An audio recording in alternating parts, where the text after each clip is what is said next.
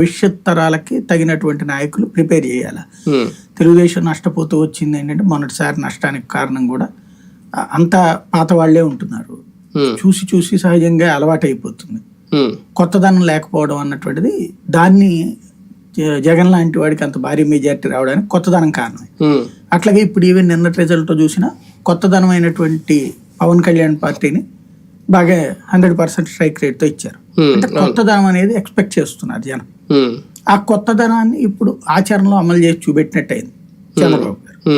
పరిపాలనలో కొత్త రూపు చూపించాలనుకుంటున్నారా? తెలుగుదేశం పార్టీకి ఏమన్నా కొత్తగా పరిచయం చేశారా ఈసారి సీనియర్లను పక్కన పెట్టడం? అంటే ఒకేసారి రెండు చేసినట్టు. పార్టీని భవిష్యత్తులో తయారు కావాలంటే, భవిష్యత్తులో సక్సెస్ఫుల్ గా సాగాలి అంటే కొత్తదనం కావాల్సిందే, యువరక్తం కావాల్సిందే. దాన్ని సెటరేట్ చేసుకొచ్చారు.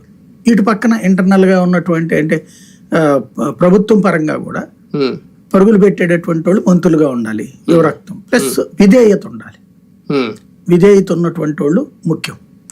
ఈ రెండు కలిపి చేసుకొచ్చిన సామాజిక సమీకరణాలు అంటే కేబినెట్ కూర్పులో హడావుడి చేయకుండా సైలెంట్ గా పెద్ద స్కెచ్ వేసారా, పెద్ద వ్యూహం వేసారా? 8 మంది బీసీలకి ఇవ్వడం, ఓసీలకి ఇవ్వడం, ఇవన్నీ చూస్తే స్పెషల్ ఏం కాదు అవన్నీ.